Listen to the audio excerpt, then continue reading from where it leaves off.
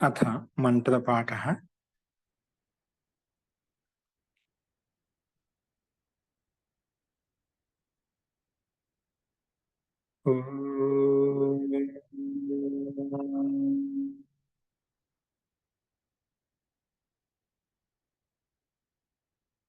सहना भवतु सहनौ भुनक्तु सह वीर्यं करवावहै तेजस्विनावधीतमस्तु मा विद्विषावहै।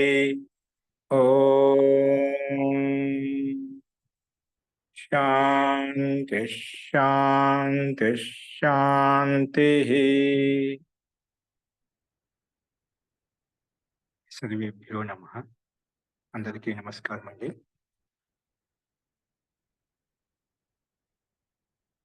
మనము అష్టాధ్యాయ క్రమ పాఠంలో 5వ అధ్యాయంలో 4వ పాఠం చూస్తున్నాము.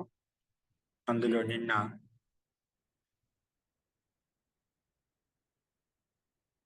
47వ సూత్రం వరకు మనం చెప్పుకున్నాము. ఈరోజు 148వ సూత్రం, 147 వరకు చెప్పుకున్నాం. 148వ సూత్రాన్ని గమనించండి. నేను చెప్పిన పాఠంలో ఇంకా ఎవరికైనా సందేహాలు ఉన్నాయా?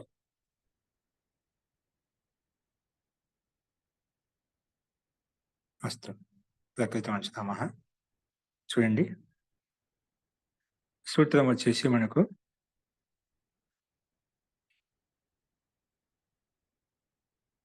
ఉద్విభ్యాం కాకుదస్య. ఉద్విభ్యాం కాకుదస్య. ఉద్విభ్యాం పంచమే విభక్తి ద్వివచనం, కాకుదస్య షష్ఠి విభక్తి ఏకవచనం. సమాసం వచ్చేసి ఉత్చ వీచ ఉద్వి తాభ్యాం ఉద్విభ్యాం తాభ్యాం ఉద్విభ్యాం. ఇక్కడ ఇతరేతర యోగదంత సమాసం మనకు కనిపిస్తుంది.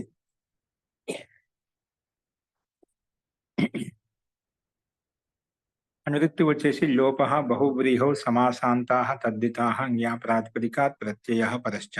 ఇవన్నీ అనువృత్తి వస్తున్నాయి.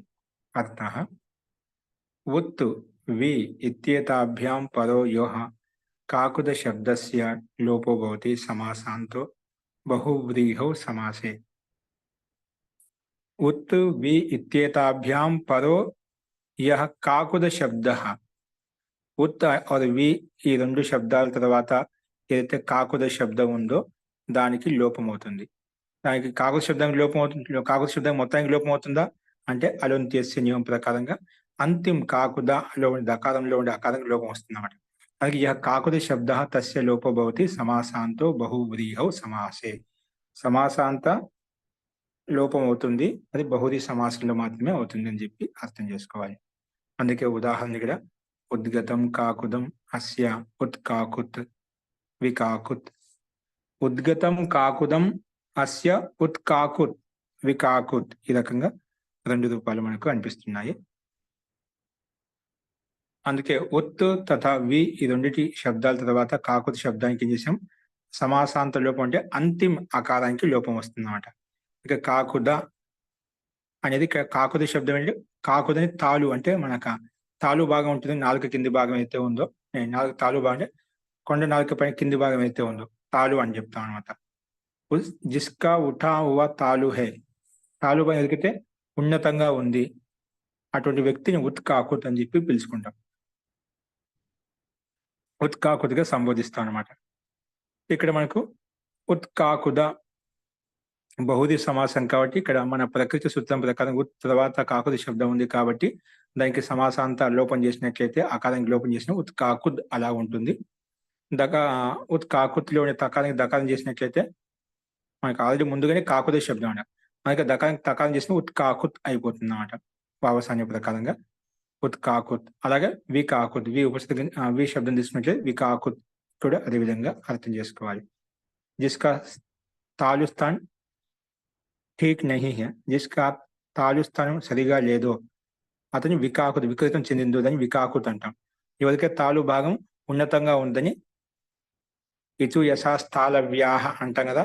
ఈ వికారము ఇచ్చు స్థాల ఇచ్చు చవర్గంలో ఉండే చవర్గం యొక్క అక్షరాలు ఇకారము, ఇచు, యకారము, షకారము ఈ వర్ణాలు ఎక్కడి నుంచి అయితే ఉచ్చరించబడతా వాటిని స్థాలు స్థానం అంటాం. చవర్గం చ ఛ జ ఝ అంటాం కదా, ఉచ్చరించే ఏది మనకు సహాయపడుతుంది? ఆ భాగాన్ని తాలు స్థానం చెప్పుకున్నాం అంట. చ అంటే తాలు కింది భాగం మనకు సహాయపడుతుంది అన్నమాట. కాబట్టి ఈ రకంగా ఆ తాలు భాగం ఎదుక ఉన్నతంగా ఉందో ఉత్కాకృతం చెప్పుకున్నాం, ఎవరికైతే అది ఏది సరిగా లేదు దానికి వికాకృతం చెప్పి చెప్పుకున్నాం. సో ఇక్కడ ముఖ్యంగా సమాసాంత ఆకార లోపం చేయ విశేషం, రూపసిద్ధి సామాన్యంగానే ఉంది. తర్వాత సుదెచ్చుకొని సులోపం చేసుకుంటాం. అస్తు. కాకుదస్యకి అనువృత్తి 49 వరకు వస్తుంది చూడండి. పూర్ణాద్ విభాష, పూర్ణాద్ పంచమి విభక్తి ఏకవచనం, విభాష ప్రథమ విభక్తి ఏకవచనం. అనువృత్తి వచ్చేసి కాకుదస్య లోప బహువ్రీహో సమాసాంతా తద్దితా జ్ఞా ప్రాతిపదికాత్ ప్రత్యయ పరశ్చ ఇవన్నీ అనువృత్తి వస్తున్నాయి. అర్థ పూర్ణ శబ్దాత్ పరస్య కాకుద శబ్దస్య విభాషా లోపో భవతి సమాసాంతో బహువ్రీహో సమాసే.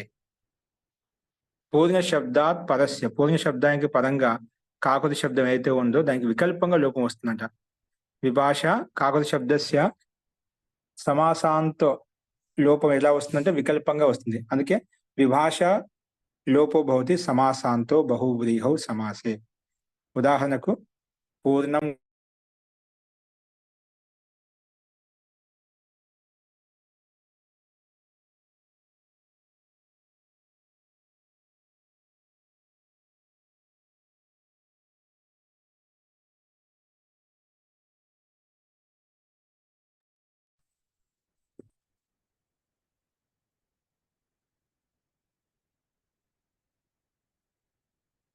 పూర్ణ శబ్దాత్ పరస్య కాకుద శబ్దస్య విభాష లోపో భవతి సమాసాంతో బహువ్రీహౌ సమాసే. పూర్ణ శబ్దానికి తర్వాత ఉన్న కాకుద శబ్దానికి వికల్పంగా లోపం వస్తుంది. కాబట్టి 2 రూపాయలు కనిపిస్తాయి మనకు. పూర్ణం కాకుదం అస్య స పూర్ణ కాకుత్ అని వస్తుంది. ఎప్పుడైతే మనం లోపం చేసుకుంటాము, కాకుద శబ్దం నుండి దకారానికి లోపం చేస్తే కాకుత్ వస్తుంది. లోపం చేయకుండా పూర్ణ కాకుద ఉంది కదా, సమాసాంత ప్రాతిపదికం కాబట్టి మనకు సూచించుకుని అక్కడ ఋతు విసర్గం చేసుకున్నట్లయితే పూర్ణ కాకుద అనే రూపం సిద్ధిస్తుంది. ఇక్కడ రూపసిద్ధి సామాన్యంగానే ఉంది. కాబట్టి పూర్ణ శబ్దానికి తర్వాత ఉన్నట్లయితే అక్కడ వికల్పంగా వస్తుంది, అక్కడ మనం గమనించాలి. నెక్స్ట్ చూడండి. సుహృద్ దుర్హృదౌ మిత్రామిత్రయో, మిత్ర అమిత్రయో అనమాట. మిత్రామిత్రయో సుహృద్ దుర్హృదౌ ప్రథమ విభక్తి ద్వివచనం, మిత్ర అమిత్రయో సప్తమి విభక్తి ద్వివచనం. సమాసం వచ్చేసి మిత్రశ్చ అమిత్రశ్చ మిత్రామిత్రౌ తయో మిత్రామిత్రయో ఇతరేతరయోగా ద్వంద్వ సమాసం. అలాగే సుహృత్చ దుర్హృత్చ రెండు కలిసి సుహృద్ దుర్హృదం తౌ సుహృద్ దుర్హృదం ఇది ఇతరేతర ద్వంద్వ సమాసం. సుహృత్చ దుర్హృద్చ సుహృద్ దుర్హృదౌ ఇది ఇతరేతరయోగా ద్వంద్వ సమాసం. కలుపుకున్నట్లయితే ఈ రకంగా, ఎందుకు ప్రథమ ద్వివచనంలో ఉంది కాబట్టి. అస్తు. అనువృత్తి వచ్చేసి బహువ్రీహౌ సమాసాంతాః తద్ధితాః జ్ఞా ప్రాతిపదికాత్ ప్రత్యయః పరశ్చ ఇలాగా అనువృత్తి పదాలు మనకు కనిపిస్తున్నాయి. అర్థః సుహృత్ దుర్హృత్ ఇది నిపాత్యేతే. సుహృత్ శబ్దము సుహృద దుర్హృద ఇది నిపాత్యేతే. 2 శబ్దాలు సూత్రంలో ఏవైతే ఇచ్చారో అవి నిపాతం ద్వారా చేసుకున్నాం. నిపాత్యేతే అది ఎలాగా? యథాసంఖ్యం మిత్ర అమిత్రయో వాచ్యయో కృత సమాసాంతో. మిత్ర అమిత్రయో వాచ్యయో కృత సమాసాంతో.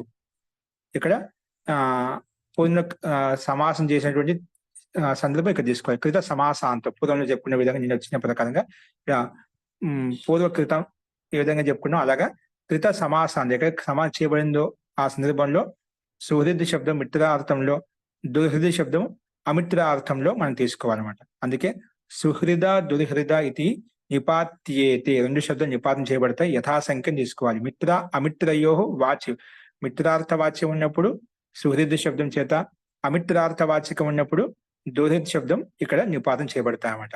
అందుకే కృత సమాసం చేయబడిన సందర్భంలో తీసుకోవాలి. ఇది పూర్వం కేవలం సుహృద్ శబ్దము దుర్హృద్ శబ్దం కాదు, సమాసాంత సందర్భంలో మాత్రం ఇది వర్తిస్తుంది. అయినప్పటికీ కూడా ఇక్కడ ఇంకా కొంచెం స్పష్టంగా ఇచ్చారు. సుహృద్ మూల శబ్దము. సుహృద్ ఇత్యత్ర సుశబ్దాత్ పరస్య, సుశబ్దానికి పరంగా హృదయ శబ్దస్య, సుశబ్దానికి పరంగా ఏముందంట, హృదయ శబ్దం ఉందంట. హృదయ శబ్దస్య హృద్ ఆదేశో భవతి. సుశబ్దానికి తర్వాత హృదయ శబ్దం ఏదైతే ఉందో ఆ హృదయ శబ్దానికి, అంటే సుశబ్దం హృదయ శబ్దానికి సమాసం చేశాం. ఇలా సమాసాంత శబ్దానికి ఏం చేసాము, మన ప్రకృతి సూత్రం వచ్చి ఏం చేసింది, నిపాతం చేసింది. ఏం చేసింది, సుహృద్ సుశబ్ద పరస్య హృదయ శబ్దస్య హృద్ ఆదేశో నిపాత్యతే. అది హృద్ ఆదేశం, హృదయ శబ్ద స్థానంలో హృద్ ఆదేశం నిపాతం చేయబడింది అన్నమాట. అలాగే ఏవం దుర్హృద్ ఇత్యత్ర దుర్శబ్దాత్ పరస్య, దుర్శబ్దానికి తర్వాత హృదయ శబ్దం ఏదైతే ఉందో అక్కడ కూడా హృద్భావో నిపాతి, హృద్భావం నిపాతం చేయబడింది. ఇక్కడ ఈ రకంగా రెండు ఉదాహరణలు ఇక్కడ ఈ రకంగా నిపాతం ద్వారా సిద్ధించబడ్డాయన్నమాట. అది ఇక్కడ మనం అర్థం చేసుకోవాలి. కాబట్టి సుహృద్ దుర్హృద్ అనేవి నిపాతం ద్వారా మనకు ఈ రకంగా సిద్ధిస్తాయన్నమాట. అంటే హృదయ స్థానం హృదయ ఆదేశం వచ్చినప్పుడు సుహృద్ దుర్హృద్ అలా వచ్చేస్తాయన్నమాట. తర్వాత సమాసాంత ప్రత్యయం చేసుకున్నట్టే ఆ ప్రత్యయం వస్తుంది, సుహృద దుర్హృద అలా వస్తాయి మనకు. సుహృద దుర్హృద. కాబట్టి ఇక్కడ మనకేంటి, సుహృద్ దుర్హృదం అనేది మనకు హలంతాలు తీసుకోబడ్డాయి. కాబట్టి మనకి మళ్ళా ఏం సమాసాంత ప్రత్యయం ఇవన్నీ సమాసాంతంలోనే ఇక్కడ మనం చేసుకున్నాం నిపాతం ద్వారా, మళ్ళీ ఇంకా చేయాల్సిన అవసరం లేదు. కాబట్టి మామూలుగా సు తెచ్చుకుంటాం, దానికి అలంగ్యాది లోపం చేసుకున్నట్లయితే సుహృద్ దుర్హృద్ అనే రూపాలు మనకు కనిపిస్తాయి నిపాతం ద్వారా.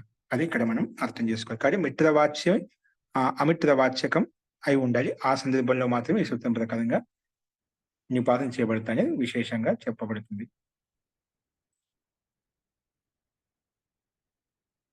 ఓకే, అవి మనకు స్పష్టంగానే ఉన్నాయి. దుష్టం హృదయం అస్య దుర్హృదయం, సుష్టు హృదయం యస్య స సుహృదయం. అలాగే మనకు రూపాలు విగ్రహవాక్యాన్ని ఈ రకంగా చూసుకోవచ్చు మనం. సుష్టు హృదయం సుహృదయం, దుష్టం హృదయం దుర్హృదయం. దాన్ని దుర్హృదయ అయిపోయింది. హృదయ శబ్దం హృదయ ఆదేశం వచ్చింది కాబట్టి సుహృద్ దుర్హృద్ అంటే మిత్రుడు అమిత్రుడు అని, అంటే శత్రువు అని చెప్పి అర్థం చేసుకోవాలి వీటి యొక్క శబ్దాల యొక్క అర్థాలు. అస్తం. నెక్స్ట్ చూడండి, ఉరహ ప్రభృతిభ్య కప్. ఉరహ ప్రభృతిభ్య పంచమీ విభక్తి బహువచనం, కప్ ప్రథమ విభక్తి ఏకవచనం. సమాసం వచ్చేసి ఉరహ ప్రభృతి, ఉరహ ప్రభృతి ఏషాం తే ఉరహ ప్రభృతయః తేభ్యః ఉరహ ప్రభృతిభ్యః. ఇది బహుళీ సమాసం. అంటే ఉరహ ప్రభృతి అది గణం ఉందన్నమాట. ఆ గణంలో ఏవైతే ఉన్నాయో ఆ శబ్దాలు ఇక్కడ తీసుకోవాలి. ఉరహ ప్రభృతి శబ్దం ఉంది, మొదటి శబ్దం ఉంది ఏ శబ్దాలకైతే దాన్ని ఉరహ ప్రభృతయః అని చెప్పి చెప్పుకున్నాం. అస్తు, మొత్తానికి బహుళీ సమాసం ఇక్కడ స్పష్టంగా ఉంది. అంటే ఉరహ ప్రభృతి నుంచి మొదలుకొని ఏవైతే శబ్దాలు ఉన్నాయో వాటినిట్లో కప్ ప్రత్యయం వస్తుందంట. అది ఇక్కడ సూత్రార్థంలో ఇచ్చారు. ఉరహ ప్రభృతి అంత, ఉరహ ప్రభృతి అంత అంటే ఉరహ ప్రభృతి నుంచి మొదలుకొని అంటే ఉరస్ ఇత్యాది. ఉరహ ప్రభృతి అంటే ఉరస్ శబ్దం నుంచి మొదలుకొని ఏ శబ్దాలు అయితే ఉన్నాయో ఆ శబ్దముల చేత కప్ ప్రత్యయం వస్తుంది అని ఈ సూత్రం చెప్తున్నాడు. ఉరహ ప్రభృతి అనేది ఉరహ శబ్దం నుంచి మొదలుకొని, ప్రభృతి అంటే అక్కడి నుంచి మొదలుకొని ఏ శబ్దాలు అయితే ఉన్నాయో వాటన్నిటి శబ్దముల చేత మన ప్రకృతి సూత్రం ప్రకారం కప్ ప్రత్యయం వస్తుంది. సమాసాంత కప్ అంటే సమాసం చేసినటువంటి శబ్దానికి మాత్రమే, సమాసం చేయకుండా డైరెక్ట్ కప్ ప్రత్యయం రాదు. సమాసం చేసిన శబ్దం ఏవైతుందో అక్కడ సమాసాంత కప్ ప్రత్యయం వస్తుంది అని చెప్పి ఈ సూత్రం మనకు ప్రస్తావించింది. అందుకే చూడండి ఇక్కడ అర్థం కూడా, ఉరహ ప్రభృత్యంతాత్ బహువ్రీహే కప్ ప్రత్యయో భవతి సమాసాంతః. ఉరస్ మొదలుకొని బహుళీ సమాసంలో ఏ అయితే శబ్దాలు ఉన్నాయో అటువంటి సమాసాంత ప్రాతిపదికం చేత కప్ ప్రత్యయం వస్తుంది. కప్ ప్రత్యయం పోతే సమాసాంత, సమాసాంత కప్ ప్రత్యయం వస్తుంది. అందుకే ఉదాహరణలు వ్యూఢం ఊరో యస్య స వ్యూఢో రస్కః. వ్యూఢం ఉరో యస్య స వ్యూఢో రస్కః. ప్రియ సర్పిష్కః, ప్రియ సర్పిష్కః. అలాగే అవముక్తోపానత్కః, అవముక్తోపానత్కః. ఈ రకంగా మనకు రూపాలు ఇవ్వబడ్డాయి. ఈ మనం ముందు కూడా పూర్తిగా సంపూర్ణ రూపాలకు సిద్ధి మనకు ప్రథమ భాగంలో ఇవ్వబడ్డాయి. ఒకసారి అక్కడ గమనించండి. ఓకేనా, దీంట్లో ఇది కొంచెం సూత్రాలు చాలా వచ్చాయండి, అది ఖచ్చితంగా చూడండి. కాని పక్షులు మనం చెప్పుకుందాం. ఒకవేళ కష్టం ఉందంటే ఇప్పుడు చెప్పుకోవచ్చు, ఒకసారి గమనించాలి. వ్యూఢం ఉరో యస్య స వ్యూఢో రస్కః. అలాగే ప్రియ సర్పిష్కః కూడా రూపసిద్ధి మనకు పరిశిష్టంలో స్పష్టంగా ఉంది. అవముక్తో ఉపానత్కః కూడా దీన్ని బట్టి ఇదే విధంగా అర్థం చేసుకోవచ్చు. అంటే ఉదస్ ఇత్యాది అంతిమంలో ఉన్నటువంటి శబ్దముల చేత ఏమంటే కప్ ప్రత్యయం వస్తుంది. అంతిమంలో అంటే ఉదస్ బహుళ సమాసంలో ఉదస్ శబ్దం అంతిమంలో ఉన్నట్లయితే అటువంటి ఉదస్ శబ్దాంత బహుళ సమాసం ప్రాతిపదికం ఏదైతే ఉందో అటువంటి ప్రాతిపదికం చేత కప్ ప్రత్యయం తెచ్చుకుంటాము. అందుకే వ్యూఢో రస్కః అంటే వ్యూఢో రస్క అంటే హృదయము విశాలంగా ఉంది ఎవరికైతే దాన్ని వ్యూఢో రస్క అంటాం. అంటే ఎవరి యొక్క ఛాతి అంటే హృదయం విశాలంగా వెడల్పుగా ఉందో అటువంటి వ్యక్తిని వ్యూఢో రస్క అని చెప్పుకున్నాం. అలాగే ప్రియ సర్పిష్కః అంటే ఎవరికైతే ప్రియంగా ఉంది నెయ్యి అటువంటి వ్యక్తిని ప్రియ సర్పిష్కః అంటే ఇతనికి నెయ్యి అంటే చాలా ప్రియమైనది, అందుకే అతన్ని ప్రియ సర్పిష్కః అంటాం. అలాగే అవముక్తోపానత్కః ఉతార్దియేహే జూతే జిస్నే అవముక్త ఉపానత్క అవముక్త అంటే వదిలివేశాడు, ఉపానత్క చెప్పులు బూట్లు ఎవరి ద్వారా అయితే ఎవరి చేత అయితే అటువంటి వ్యక్తిని అవముక్తోపానత్క అని చెప్పి మనం ప్రస్తావించుకుంటామండి. మస్తు ఇవి ఒకసారి మీరు వ్యూఢో రస్కః రూపసిద్ధి ప్రియ సర్పిష్క రూపసిద్ధి మనకు పరిశిష్టం ఇవ్వబడ్డే అక్కడ గమనించండి. కాని పక్షుల్లో మనం రేపు చెప్పుకుందాం.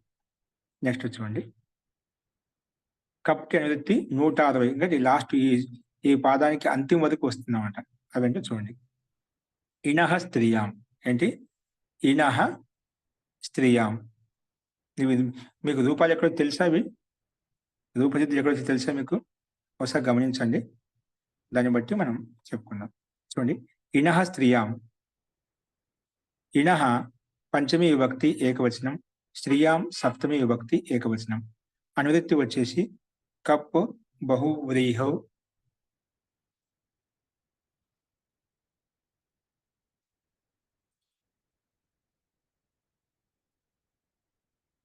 బహువ్రీహౌ సమాసాంతాః తద్దితాః జ్ఞా ప్రాతిపదికాత్ ప్రత్యయః పరశ్చ.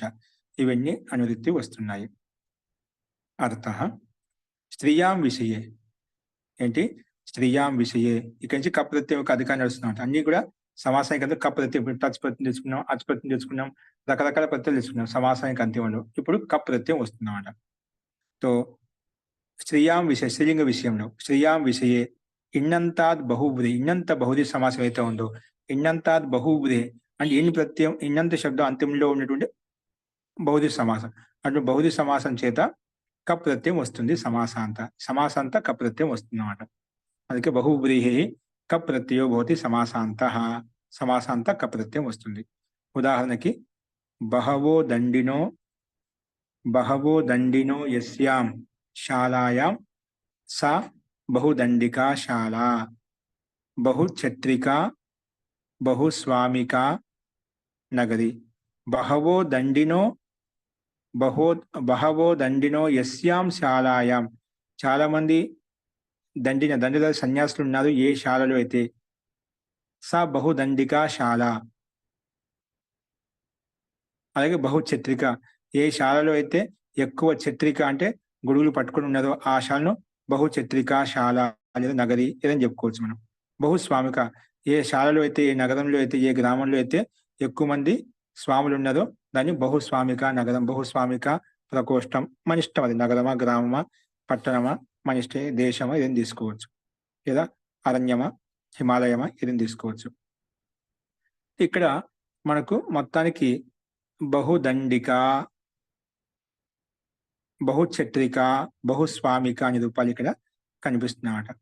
ఇక్కడ మనకు అత ఇని బహుదండిని శబ్దం ఏంటంటే బహుదండిని శబ్దానికి మనం సమానం చేసినట్లయితే బహు సమానం చేసినట్లయితే ఇక్కడ బహుదండిని శబ్దం ఉన్నమాట. ఇప్పుడు ఈ స్థితిలో బహుదండిని శబ్దం చేత మనం కప్ ప్రత్యయం తెచ్చుకున్నాం. కప్ ప్రత్యయం తెచ్చుకున్న తర్వాత కప్ కనుమతి చేసి కా మిగులుతుంది. తర్వాత నకార లోపం చేసుకుంటాం. బహుదండిని నకారం లోపం చేస్తే బహుదండిక అలా వచ్చేసింది. బహుదండిక టాప్ తెచ్చుకుంటాం. టాప్ తెచ్చుకున్న తర్వాత ఇప్పుడు మనకేం చెప్పుకున్నాం? బహుదండి అయిపోయింది. బహుదండిలో నకారం లోపం చేసిన బహుదండి ప్లస్ కా బహుదండిక. ఇప్పుడు మన స్త్రీలింగం టాప్ తెచ్చుకున్నట్లయితే టాప్ కు అనుమతి లోపం ఆ మిగిలింది కాబట్టి సమాధిక సంధి చేసుకుని బహుదండిక అనే రూపం తయారవుతుంది. అలాగే బహుఛత్రిక కూడా ఇదే విధంగా అర్థం చేసుకోవాలి. బహుస్వామిక కూడా అంటే బహుఛత్రిన్ శబ్దం, అలాగే బహుస్వామిన్ శబ్దం. ఈ నకారాంతాలకు మనం నలోప ప్రాతిపదికాంతస్య ఒక నకారం లోపం చేసుకుని బహుస్వామి, బహుదండి, బహుఛత్రి తర్వాత మనకు కప్రత్యం తెచ్చుకుంటామంటే అన్నిటిలో కప్రత్యం కనుమతి లోపం చేసుకుంటే బహుస్వామిక, బహుదండిక అలా బహు ఛత్రిక అలా వస్తుంది. తర్వాత స్త్రీలింగం టాప్ తెచ్చుకొని టాప్ ప్రత్యయంలో ఉండే ఆకారాన్ని కలుపుకున్నట్లయితే బహుదండిక, ఛత్రిక, స్వామిక అలా వస్తుంది. తర్వాత సుప్రత్యయం తెచ్చుకుంటాం, దానికి హలింగ్యాదిభ్యో దీర్ఘ సుతిస్య ప్రిక్తం హలి ప్రకారంగా మనం లోపం చేసుకుంటాం. అప్పుడు ఈ రకంగా రూపాలు సిద్ధిస్తాయి. చెప్పారా? బహుత్సే దండి హే జిశాలామే అంటే దండదారి కావచ్చు, బహుదండి ఏదైనా కావచ్చు. పదార్థ విషయ దండు గ్రహించినటువంటి వస్తు విశేషం, పదార్థ విషయం, వ్యక్తి విశేషం, దాని అటువంటి విషయాలను బహుదండి అని చెప్పి చెప్పుకుంటాం. అలాగే అన్ని చోట్ల అర్థం చేసుకోవాలి. నెక్స్ట్ చూడండి, ఇక్కడ దండి శబ్దం ఎలా తయారైందంటే అత ఇన్నిటినో ప్రకారం ఇన్ని ప్రత్యయం తీసుకొచ్చి బహుదండి శబ్దం తయారైంది. అది సంకేతంగా చెప్పబడింది మనకు, అది కూడా గమనించండి. నెక్స్ట్ చూడండి, నద్రితశ్చ, నద్రుతశ్చ, నద్రిత పంచమి విభక్తి ఏకవచనం చ అవ్యయపదం. సమాసం వచ్చేసి నదీ చ, ఋతు చ, నద్రుత్, తస్మాత్ నద్రుత. సమాహార ద్వంద్వ సమాసం. అనువృత్తి వచ్చేసి కప్పు, బహువ్రీహో సమాసాంతా తద్దితా జ్ఞాప్రాతిపదికాత్ ప్రత్యయ పరశ్చ. ఇవన్నీ అనువృత్తి వస్తున్నాయి. అర్థ నద్యంతాత్ రుకారాంతా. సూత్రంలో మనకి ఉన్న శబ్దాలు నది, ఋతు రెండు ఉన్నాయన్నమాట. నది అంటే నది సంజ్ఞకం అంట. యో స్త్రీ హక్కు నది నది సంజ్ఞ పేరు పెడతాం కదా, ఆ సూత్రం ప్రకారంగా నది సంజ్ఞ ఏవైతే ఉందో అటువంటి శబ్దాలు తీసుకోవాలి.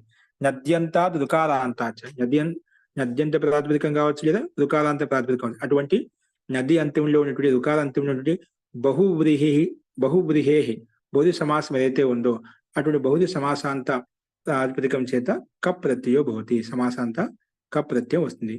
కప్ ప్రత్యయో భవతి సమాసాంత. అందుకే నద్యంత రుకారాంతాచ బహువ్రీహేహి కప్ ప్రత్యయో భవతి సమాసాంత. అందుకే ఉదాహరణకి ఇక్కడ బహువ్యః కుమార్యో అస్మిన్ దేశే స బహుకుమారీకో దేశః. బహు బ్రహ్మబంధూకః. బహ్వ్యః కుమార్యో అస్మిన్ దేశే స బహుకుమారీకో దేశః బ్రహ్మబంధూకః. ఇలాగా మనకు రూపాలు కనిపిస్తున్నాయి. చాలా మంది కుమారీలు ఉన్నారు ఈ దేశంలో, దాన్ని బహుకుమారీకో దేశ అంటాం. చాలా మంది బంధువులు ఉన్నారు ఏ దేశంలో అయితే ఆ దేశాన్ని బహు బ్రహ్మ బంధువుక అని చెప్పుకుంటాం. ఇవన్నీ కూడా బహువ్య కుమార్య అస్మిన్ దేశ బహుకుమారి ఓ దేశ అని చెప్పి. ఇక్కడేంటి బహుకుమారికి నది యో స్త్రీయాక్కు నది ప్రకారం నది సంజ్ఞ ఉంది, అది నద్యంత ప్రాతిపదికం కాబట్టి బహుకుమారి అనేది నద్యంత అంటే నద్యంత ప్రాతిపదికం అంటే ఏంటి? నద్యంత అంటే ఏ ప్రత్యయానికి నది సంజ్ఞ పేరు పెట్టామో అది నద్యంత ప్రత్యయం అవుతుంది. దానికి అది కృదంతంగా తదితాంతం కాబట్టి కృత్ తదిత సమాసాశ్చ ప్రకారంగా ప్రాతిపదిక సంజ్ఞ ఉంది కాబట్టి నేను నద్యంతం అంటున్నాను ఇక్కడ.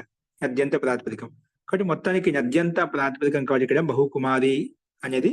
అందుకే బహుకుమారి అనే ప్రాతిపదికం చేత బహుది సమాసం తృప్తి ప్రాతిపదికం చేత మనకు కప్ ప్రత్యయం వస్తుంది. కప్ కనుమతి లోపం చేస్తే బహుకుమారి క, తర్వాత సూదెచ్చుకుని తృప్తి విషేదకం చేసుకుంటే బహుకుమారిక. అదే బ్రహ్మబంధు శబ్దం చేత కప్ ప్రత్యయం చేసుకుని బ్రహ్మబంధుక. ఇక్కడ నద్యంత బ్రహ్మబంధు తిరిగి ఉకారం, ఇది నద్యంత ప్రాతిపదికం అన్నమాట. ఇప్పుడు ఇకారాంతే ఉదాహరణ చూపిస్తున్నాం. బహవః కర్తారః యస్మిన్ ప్రాసాదే. అంటే చాలా మంది కర్తలు ఉన్నది ఏ ప్రాసాదంలో అంటే భవనంలో. అటువంటి బహుకర్తృక ప్రాసాద అంటాం. అటువంటి భవనం చాలా మంది కర్తలు ఉన్నట్టు భవనము, అటువంటి శాసనం, అటువంటి సభ ఏదైనా కావచ్చు. ప్రసాదం అంటే భవనం, అటువంటి భవనం. ఆ భవనంలో చాలా మంది కార్యకర్తలు ఉంటారు, చాలా మంది పనిచేసే వాళ్ళు ఉంటారు. బహుకర్తృక అని చెప్పి చెప్పుకుంటాం. బహుకర్తృక ప్రాసాద. ఇక్కడ ఏంటి? ఇక్కడ కర్తృ శబ్దం అంటే ఇదుకారంత శబ్దం ఏంటి? బహుకర్తృ శబ్దం. ఏ శబ్దము? ఇక్కడ మనకు బహుకర్తృ రుకారాంత శబ్దం. మనకి న్యుద్యంత రుకారాంతాచ బహువ్రీహి అని చెప్పినాం. బహుకర్తృ అని రుకారాంత ప్రాతిపదిక, రుకారాంతంలో ఉన్నటువంటి ప్రాతిపదికము అది బహుది సమాసం యుక్తమైంది. మనకి బహుది సమాసంతో యుక్తమైన రుకారాంత ప్రాతిపదికం కాబట్టి మనకు ప్రకృతి సూత్రం ప్రకారంగా కప్ ప్రత్యయం తెచ్చుకొని కప్ కనుబంధ లోపం చేసుకొని కలుపుకున్నట్లయితే బహుకర్తృక అలా వస్తుంది. తర్వాత సు తెచ్చుకొని రుత్వ విసర్గం చేసినట్లయితే బహుకర్తృక అనే రూపం సిద్ధిస్తున్నమాట. అందుకే బహువి జస్ కుమారి జస్ మనకు బహు కుమారిక రూపం ఎలా వచ్చి చూపిస్తున్నాం. కుమారికి నది సంధ్య వస్తుంది, ఏది యు స్త్రీ యొక్క నది ప్రకారంగా. అందుకే దాని అలౌకిక విగ్రహవాక్యం చూసినట్టయితే బహువి జస్ కుమారి జస్, బహువచనం కదా, చాలా మంది కుమారిలు ఉన్నారు ఈ దేశంలో లేదా ఏ దేశంలో అయితే, అందుకే బహువచనం జస్ తీసుకొచ్చాడు. బహువి జస్ కుమారి జస్ సమాసం చేసిన తర్వాత, బహుది సమాసం చేసిన తర్వాత మనకేమవుతుంది, అనేక అన్య పదార్థ ప్రకారంగా సమాసం చేసిన తర్వాత బహువి కుమారి అలా వస్తుందన్నమాట. బహువి కుమారి తర్వాత దానికి పుంవద్భావం చేసుకున్న బహు కుమారి అవుతుంది.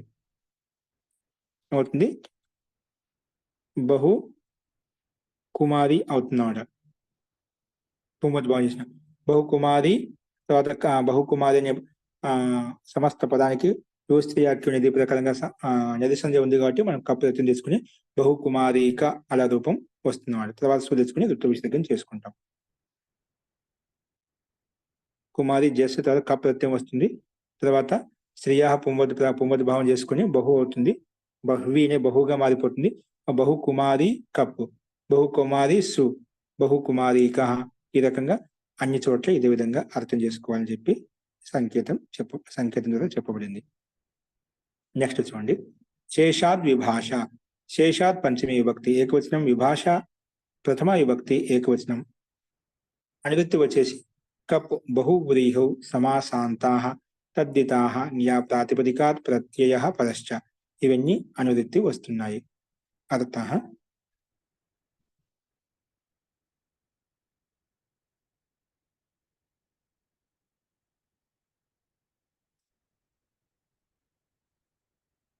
చూడండి, యస్మాత్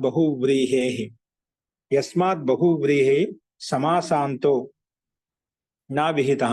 ఏ బహువ్రీ సమాసం చేతతే సమాసాంత ప్రత్యయం నా విహితః స శేషః. చూడండి, ఎక్కడైతే మనం అన్నిటికీ ఇక్కడ సమాసాంత ప్రత్యయం వస్తుంది, ఇక్కడ సమాసాంత ప్రత్యయం వస్తుంది, ఈ సందర్భంలో వస్తుంది, ఇక్కడ వస్తుంది అని ఇంతవరకు మనం సమాసానికి అంతిమంలో వచ్చే ప్రత్యయాలు టచ్ అని అచ్ అని రకరకాలు చెప్పుకుంటూ వచ్చాం.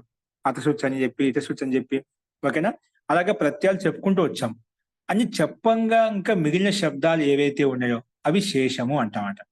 అంటే ఎక్కడెక్కడైతే సమాసానికి ఏ శబ్దాలకైతే ఎన్ని వేల శబ్దాలకైతే మనం సమాసాన్ని ప్రత్యయం తెచ్చుకుంటామో అని చెప్పుకున్నాం. అంటే ఇప్పటి వరకు చెప్పినటువంటి ప్రత్యయాలు ఏవైతే ఉన్నాయో ఆ ప్రత్యయం ద్వారా సమస్త శబ్దాలకు మహర్షిపాన్ని దాన్ని విశేషంగా సూత్రంలో ఉల్లేఖిస్తూ అన్నిటికీ సమాసాంతానికి వచ్చే ప్రత్యయం మొత్తం చెప్పేశామట. ఇంకా ఆడికి ఆగిపోయిందన్నమాట. అలాగా ఆగిపోయిన తర్వాత ఇంకా చెప్పని శబ్దాలు ఏవైతే ఉన్నాయో, చెప్పనటువంటివి అంటే ఈ బహుళ సమాసాంతానికి అంతర్గతంలో రానిపోయిన శబ్దాలు ఇంకేవైతే ఉన్నాయో అనంత శబ్దాలు వాటినిటిని శేషము అంటే మిగిలినటివి. అందుకే శేషాద్ విభాష. మిగిలిన శబ్దాలు అక్కడ టచ్ ప్రత్యయం అనేది వికల్పంగా వస్తుంది. అర్థమైందా? శేషం అంటే అని చెప్పి యస్మాత్ ఏ బహుళ సమాసంలో అయితే మనము అని చెప్పుకుంటూ ఈ బహుళ సమాసం టచ్ ప్రత్యయం వస్తుంది, బహుళ సమాసం టచ్ ప్రత్యయం వస్తుంది చెప్పుకుంటూ వచ్చామట. ఇలాగా చెప్పనటువంటి బహుళ సమాసం ఏదైతే ఉందో దీనికి ఏ ప్రత్యయం సమాసం ప్రత్యయం చెప్పలేం. అటువంటి యస్మాత్ బహువ్రీహే సమాసాంతో నా సమాసాంత ప్రత్యయం విధానం చేయలేదు. అటువంటి విధానం చేయటువంటి శబ్దాలు ఏవైతే ఉన్నాయో అటువంటి బహుళ సమాసం ఏదైతే ఉందో స శేష, అటువంటి సమాసాన్ని శేష కింద చెప్పుకుంటాం. అటువంటి శేషం ఏ భక్తి ఏమొస్తుందంటే శేషాద్ విభాష క ప్రత్యయభవతి. ఏమవుతుంది? శేషంలో అంటే బహుళ సమాసం చేయటువంటి ఎటువంటి ప్రత్యయం అటువంటి శబ్దాన్ని శేషం అని చెప్పాం. అటువంటి శేష శబ్దం ఏ ప్రత్యయం తెచ్చుకోవాలి? మళ్ళీ టచ్ రాదని చెప్పావు, అతసుచ్ రా అని చెప్పావు, మిగతా ఏమొస్తుంది? అప్పుడు అలా శేషంలో మిగిలిన వాటి ఏవి అన్నిటికీ కప్పు తెచ్చేసుకో. ఏం ప్రత్యయం తెచ్చుకోవాలి? టచ్ ప్రత్యయము, సమాసాంత ప్రత్యయాలు, ఆదేశాలు ఏవైతే చెప్పుకున్నామో చెప్పుకోగా మిగిలినవన్నీ శబ్దాలు ఏవైతే ఉన్నాయో వాటిలో వికల్పంగా కప్ ప్రత్యయం వస్తుంది. ఒక పక్షంలో కప్ తెచ్చేసుకో, మిగతా పక్షం ఏది ప్రాప్తం అది వచ్చేస్తుంది. ఏం చెప్పేసి మొత్తానికి శేషాద్ విభాష కప్ ప్రత్యయో భవతి. అన్నిట్లో ఎన్నైతే ఉన్నాయో అవి ఎన్ని తీసుకోవచ్చు, అనేకంగా ఉంటాయి. అన్నిట్లో కప్ ప్రత్యయం వస్తుంది కాబట్టి వికల్పంగా ఒక పక్షం కప్ వస్తుంది, దాని పక్షంలో అలాగే విగ్రహవాక్యం ఉంటుంది, అలాగే ఉండిపోతుందన్నమాట అని చెప్పి ఈ రకంగా శేషాద్ విభాషో కప్ ప్రత్యయో భవతి అని చెప్పుకున్నాం. అది శేషంగా అర్థం చేసుకోండి. యస్మాత్ బహువ్రీహి సమాసాంతో నా విహిత సా శేష, తస్మాత్ శేషాత్ విభాష వికల్పంగా కప్ ప్రత్యయో భవతి. అందుకే ఉదాహరణ కూడా బహ్వ్యః కట్వాః యస్మిన్ స బహుకట్వా బహుకట్వకో దేశః బహుకట్వాకః బహుకట్వః బహుమాలకః బహుమాలాకః బహుమాలః. ఇక్కడ బహ్వ్యః కట్వాః యస్మిన్ స బహుకట్వకో చాలా మంది కట్వములు వంశాలు ఉన్న ఏ దేశంలో అయితే దాన్ని బహుకట్వకో దేశః అని చెప్పి చెప్పుకుంటాం. బహుకట్వాకః ఎప్పుడు ఇక్కడ మనకు రెండు పదాలు, ఒకసారి కప్ ప్రత్యయం వస్తుంది, బహుకట్వకః దేశం చెప్పుకున్నాం. ఒకసారి ఎప్పుడైతే కప్ ప్రత్యయం రాదో అవి బహుకట్వాకః వస్తుంది. బహుకట్వాకః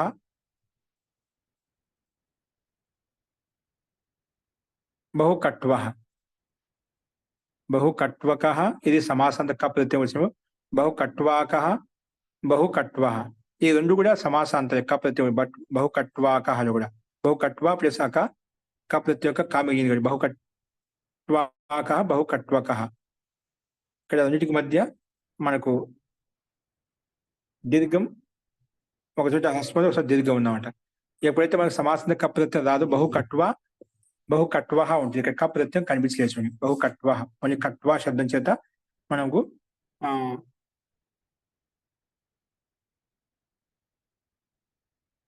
బహుకట్వః అనే రూపం వచ్చింది. కింద చూడండి, ఆపోన్య తదస్యాంశ కప్ ప్రత్యయం పదంగా ఉంటే ఆబంత అంగానికి వికల్పంగా హ్రస్వం వస్తున్నాడు. అందుకే ఇక్కడ బహుకట్వా అది కదా దీర్ఘం ఉంది ఆకారం. ఆబంత అంగానికి ఏం వచ్చింది ఈ సూత్రం ప్రకారంగా ఆపోన్య తదస్యాం ప్రకారంగా ఒకవేళ కప్ సమాసాంత కప్ ప్రత్యయం పరంగా ఉన్నట్లయితే బహుకట్వా కప్ అని తెచ్చుకున్నావు కదా, ఆ కప్ ప్రత్యయం పక్కన ముందున్నటువంటి ఆకారము హ్రస్వం అయిపోతుంది. అందుకే బహుకట్వక అయిపోయింది. కప్ ప్రత్యయం కాగా కప్ ప్రత్యయం కా మిగిలింది కాబట్టి బహుకట్వ కా అనేది తీసివేస్తే ఆపోన్య తదస్యం బహుకట్వ ఆకారంతో అయిపోయింది, పక్కన కా కలుపుకున్నాం బహుకట్వక. తర్వాత స్వరించుకుని ఋతువిసర్గం చేసుకుంటాం బహుకట్వాక. ఇదే కూడా ఆపోన్య తదస్యం అంటున్నాం. ఇది కూడా ఒకసారి వికల్పం చేస్తున్నాం అంట, ఒకసారి హ్రస్వం చేస్తూ ఒకసారి చేయనప్పుడు బహుకట్వా కప్పు బహుకట్వాక చేస్తే బహుకట్వక. అందుకే ఇక్కడ 2 రూపాయలు ఇచ్చారు. మన ప్రకృతి సూత్రం ప్రకారం ఎప్పుడైతే కప్ ప్రత్యయం రాదో దాని పక్షం బహుకట్వా అలా వస్తుంది. తర్వాత ఇక్కడ కప్ రాలేదో అక్కడ మనకు గో స్త్రీయో రూప సర్జన్యస్య ప్రకారంగా ఏమొస్తుంది, బహుకట్వాలు దీర్ఘం ఉంది కదా, అదే గో శబ్దాంత స్త్రీ శబ్దాంతస్య ఉపసర్జనస్య హ్రస్వ భవతి అని చెప్పి మనకు ఈ సూత్రం ప్రకారం బహుకట్వాలో ఉండే శబ్దం అయితే హ్రస్వం అయిపోతున్నాడు, బహుకట్వా అయిపోతుంది. ఏమవుతుంది బహుకట్వా అనేది బహుకట్వ హ్రస్వం అయిపోయింది అన్నమాట. బహుకట్వ తర్వాత మనం తెచ్చుకుని వృత్తం విసర్గం చేసుకునేది బహుకట్వ అనే రూపం సిద్ధిస్తుంది అన్నమాట. ఇదే రకంగా మనకు మొత్తం 3 రూపాయలు వచ్చాయన్నమాట. ఈ రకంగా అన్ని చోట్ల అర్థం చేసుకోవాలి. ఓకేనా. ఎప్పుడైతే మనం కప్ ప్రత్యయం రాలేదో అక్కడ సామాన్యంగా గో స్త్రీయో రూప సర్జనస్య ప్రకారంగా బహుకట్వా అనేది దీర్ఘాన్ని హ్రస్వం చేసుకుని తర్వాత తెచ్చుకుని ఋతు విసర్గం చేసుకున్నట్లయితే బహుకట్వ అనే రూపాలు మనకు సిద్ధించాయి. ఇది ఈ రకంగా మనం అర్థం చేసుకోవాలి. అస్తు. నెక్స్ట్ చూడండి, నా సంజ్ఞాయాం నా అవ్యయపదం. సంజ్ఞాయాం సప్తమి విభక్తి ఏకవచనం. అనువృత్తి వచ్చేసి కప్పు బహువ్రీహౌ సమాసాంతాః తద్దితాః జ్ఞాపరాతిపదికాత్ ప్రత్యయః పరశ్చ. ఇవన్నీ అనువృత్తి వస్తున్నాయి. అర్థః సంజ్ఞాయాం విషయే బహువ్రీహౌ సమాసే కప్ ప్రత్యయో నా భవతి. సంజ్ఞా విషయం ఒకవేళ గమ్యమానంగా ఉంటే సంజ్ఞాయాం విషయే బహువ్రీహౌ సమాసే సంజ్ఞా విషయం ఏమి ఉండాలి, ఒకవేళ బహువ్రీ సమాసం ఏమి ఉంటేనే కప్ ప్రత్యయం రాదు, కప్ ప్రత్యయో నా భవతి. ఉదాహరణ ఇక్కడ పూర్వేణ ప్రాప్త ప్రతిషిద్ధిత పూర్వ సూత్రం ప్రకారం కప్ ప్రత్యయం అదేం చెప్పింది, ఏ బహుళ సమాసంలో అయితే సమాసాంత ప్రత్యయాలు చెప్పలేదో ఆ మిగిలినటువంటి కూడా అక్కడ వికల్పంగా కప్ ప్రత్యయం తెచ్చుకో అని చెప్పింది. అందుకే ఆ సూత్రం ప్రకారం ఇక్కడ మనకు కూడా ప్రాప్తం అవుతుంది. పూర్వేణ ప్రాప్త అనే కప్ ప్రత్యయం ప్రాప్తం అవుతుంది. కానీ ఇదేం చెప్పి నిషేధించింది, నా సంజ్ఞాయం ఒక కప్రత్యయం ప్రాప్తమవుతుంది శేషాది విభాష ప్రకారం. కానీ ఒక సంధ్యా విషయం అయినట్లయితే అటు బౌద్ధ సమాసంలో కప్రత్యము రాదు. అయితే పై నియమం ప్రకారం వస్తుంది. కానీ ఈ సంధ్యా విషయం అర్థం గమ్యం ఉన్నప్పుడు మాత్రం చేసుకోవద్దు అని నిషేధించింది అన్నమాట. అందుకే పూర్వేణ ప్రాప్త ప్రతిషిధ్యతే. అందుకే విశ్వే దేవాహ యస్య స విశ్వదేవ. విశ్వే దేవాహ యస్య, విశ్వంలో దేవతలంతా ఉన్నది యస్య ఎవరికైతే స విశ్వదేవ అంటామంట. విశ్వయశ, విశ్వే యశ యస్య, విశ్వంలో సంపూర్ణ యశస్సు ఉంది ఎవరికైతే, అక్కడ మనం చెప్పుకుంటాం విశ్వయశాహ అని చెప్పి మనం చెప్పుకుంటాం. విశ్వే దేవా యస్య స విశ్వదేవ విశ్వయశాహ. ఈ రకంగా మనకు అంటే విశ్వదేవ శబ్దము ఏంటి సంధ్యా విషయం బౌద్ధ సమాసం చెప్పారా. విశ్వదేవ శబ్దం బౌద్ధ సమాసం చేశాం కాబట్టి విశ్వదేవ శబ్దానికి మనకు ఇక్కడ విశ్వదేవ ఒక సంధ్య నామవాచక అర్థంలో ఉంది కాబట్టి సంధ్య విషయం కాబట్టి మనకి ఇక్కడ సమాసాంత కప్రత్యం రాలేదు. లేకపోతే విశ్వదేవక విశ్వయశాక అలా ఉండాల్సింది, కప్రత్యం రాలేదు. అందుకే విశ్వదేవ సమాసాంత పదం కాబట్టి సమస్త పదం కాబట్టి దీనికి ప్రాథమిక సంధ్య ఉంది కాబట్టి క్రిత్ తద్దిత సమాసాష్ట ప్రకారంగా తెచ్చుకుని ఋతు విసర్గం చేసుకుంటాం. అలాగే విశ్వయశాహ కూడా అర్థం చేసుకుని విశ్వయశాకే జస్ట్ తెచ్చుకుని విశ్వయశా శబ్దం జస్ట్ తెచ్చుకుని జస్ట్ స్థానంలో అస్ విశ్వయశాస్ అంతిమ సకాలంగా ఋతు విసర్గం చేసినట్లయితే విశ్వయశాహ. ఇక్కడ ప్రథమయో పూర్వ సవర్ణ ప్రకారంగా విశ్వయశ్ ప్లస్ జస్, ఈ రకంగా విశ్వయశాహ అనే రూపం మనకు సిద్ధిస్తున్నమాట. ఇక్కడ ఇంకోటి రూపం ఇచ్చారు విశ్వయశస్ శబ్దం అంట. విశ్వయశాహలో పూర్వవత్తు విశ్వయశస్ సు, మూల శబ్దం విశ్వయశస్ శబ్దం అంట, సకారాంతం విశ్వయశస్సు సు. ఇక్కడ అత్వసంతస్య చాదాతో ప్రకారంగా వచ్చేసిందండి మనకు. జస్ కాదు ఇక్కడ, బహువచన రూపం కాదు. విశ్వయశ కాకుండా విశ్వయశస్సు శబ్దం కాబట్టి విశ్వయశస్సు బహువచన సమాసాంత పదం కాబట్టి శబ్దం కాబట్టి మనకు పక్కన సు ఉంది. సు ఉంది కాబట్టి అసంతం కాబట్టి అసంతస్య అత్వంతస్య ప్రాతిపదికస్య ఉపదాయా దీర్ఘో భవతి అంటున్నామట. ఏ సూత్రము అత్వసంతస్య చాదాతో ప్రకారంగా ఈ సూత్రం మనకు ఉపదాకి దీర్ఘం చేస్తున్నామట. అందుకే విశ్వయశాస్ అలా అవుతుంది. ఏమవుతుంది విశ్వయశాస్ సు. తర్వాత హలంగ్యాది లోపం చేసుకుంటే హలంతా పక్కన సు ఉంది కదా. తర్వాత విశ్వయశాస్ అయిపోయింది కదా. ఆ అంతిమ సకాలానికి ఋతు విసర్గం చేసుకున్నట్లయితే విశ్వయశాస్ లో ఉండే సకాలానికి ఋతు విసర్గం చేసుకున్నట్లయితే విశ్వయశాహ అనే రూపం సిద్ధిస్తున్నమాట. ఈ రకంగా మనం ఈ రకంగా చూడాలి. అస్తు. అందుకే హలంగ్యాది లోపం చేసుకున్నాం, విశ్వయశాహ రూపం సిద్ధించింది. నెక్స్ట్ చూడండి ఈయసశ్చ. ఈయస పంచమీ విభక్తి ఏకవచనం చ అవ్యపదం. అనువృత్తి వచ్చేసి న కప్పు బహువ్రీహౌ సమాసాంతా తద్దితా జ్ఞా ప్రాతిపదికాత్ ప్రత్యయ పరశ్చ. ఇవన్నీ అనువృత్తి వస్తున్నాయి. అర్థః ఈయసంతాత్ బహువ్రీహేః కప్ ప్రత్యయో న భవతి సమాసాంతః. ఈయసంత అంటే ఈయసంతంలో ఉన్నట్టు ప్రాతిపదికం అంటే ఈయసంతాత్ బహువ్రీహేః కప్రతి. ఇంకా ఇక్కడ కప్రతి ఎక్కడెక్కడ చెప్పుకున్నాం, ముందు కప్రతి ఎక్కడ వచ్చింది చెప్పుకున్నామట. అంటే బౌద్ధ సమాసంలో ఎక్కడైతే మనము సమాసం ప్రతి చెప్పి అవన్నీ కప్రతిని తెచ్చేసుకొని చెప్పాం. మళ్ళీ అని చెప్పి అటు మొత్తం వచ్చేసారు. అక్కడ కొన్ని అతివ్యాప్తి అయిపోయినాడు. అందుకే వాటిని ఎక్కడెక్కడ రాకూడదు అని చెప్పి మనం నిషేధించుకుంటూ వస్తున్నామట. ఒకటి ఈయసంతాత్ బహువ్రీహేః, ఈయస్ అంతిమంలో ఉన్నటువంటి ఈయసంత సమస్త పదం బౌద్ధ సమాసం అయినట్లయితే, అంటే బౌద్ధ సమాసం యుక్తమైనటువంటి ఈయస్ ప్రాతిపదికమైనట్లయితే అటువంటి ఈయసాంతాత్ బహువ్రీహి ఈయస అంతిమంలో ఉండే బౌద్ధ సమాసంలో కప్రత్యం రాదు, సమాసాంత కప్రత్యము రాదు అని చెప్పి ఈ సూత్రం ప్రస్తావించిందన్నమాట. అందుకే ఉదాహరణకు బహవః శ్రేయాంసో యస్య స బహుశ్రేయాన్. బహవః శ్రేయాంసో, చాలా మంది శ్రేష్ఠ వ్యక్తులు ఉన్నారు ఎవరికైతే. బహుశ్రేయాంసః బహవః శ్రేయాంసో యస్య స బహుశ్రేయాన్ అని చెప్పి ఆ వ్యక్తి పిలుచుకుని యస్సును ప్రత్యర్థి శ్రేయాన్ శబ్దం వచ్చిందని. అంటే బహుశ్రేయస్సు శబ్దము శ్రేయస్ శబ్దం బహుశ్రేయస్సుది బౌద్ధ సమాసంతో యుక్తమై ఉంది. ఈయస్ అంతిమంలో ఉంది. అది ఈయస్ అంతిమంలో ఉన్నటువంటి బౌద్ధ సమాసంకి కప్పు ప్రత్యయం ప్రాప్తమవుతుంటే కప్ ప్రత్యయం రాలేదు. అందుకే ఈయస్ బహు శ్రేయస్ సు వస్తుంది. సు వచ్చిన తర్వాత శ్రేయస్ కదా, ఇక్కడ బహుశ్రేయస్ ఇక్కడ కూడా మనకు ఉపదాకి దీర్ఘం వస్తున్నాడు. సు వచ్చింది కాబట్టి శ్రేయస్.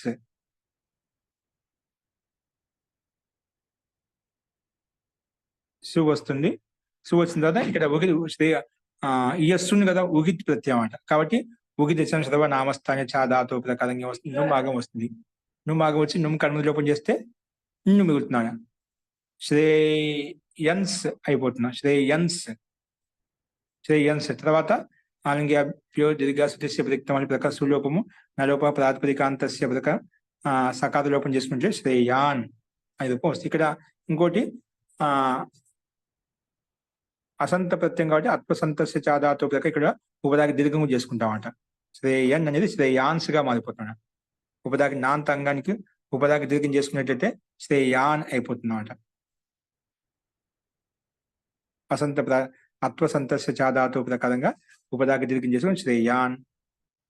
అలాగే బహు శ్రేయసి. ఇక స్త్రీలింగంలో నద్యరితశ్చ అనే సూత్రం ప్రకారంగా శ్రేయస్సో బహువ్యః శ్రేయస్సో యస్య స బహు శ్రేయసి. బహు శ్రేయసి. ఇక స్త్రీలింగం నద్యరిత బహు శ్రేయాన్ మే శేషాద్ విభాష కప్ ప్రత్యయం ప్రాప్తమవుతుంటే ఈ సూత్రం నిషేధించింది. బహు శ్రేయసి మే నద్యరితశ్చ నది లక్షణం కప్ ప్రాప్త.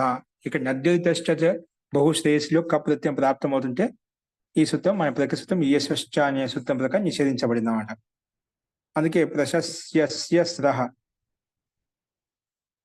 ప్రశస్య శబ్దానికి శ్ర ఆదేశం వచ్చింది అన్నమాట. ప్రశస్య శబ్దానికి శ్ర ఆదేశం వచ్చింది. తర్వాత ద్వివచన విభజ్యోపపదం త్రిభియస్ను ప్రకారంగా ఇయస్సుని ప్రత్యయం వస్తుంది. ఇయస్సుని కర్మ చూసి ఇయస్ మిగులుతుంది. అందుకే మనకు ఇయస్సు ప్రత్యయం శ్రేయాన్ శబ్దం తయారైందన్న.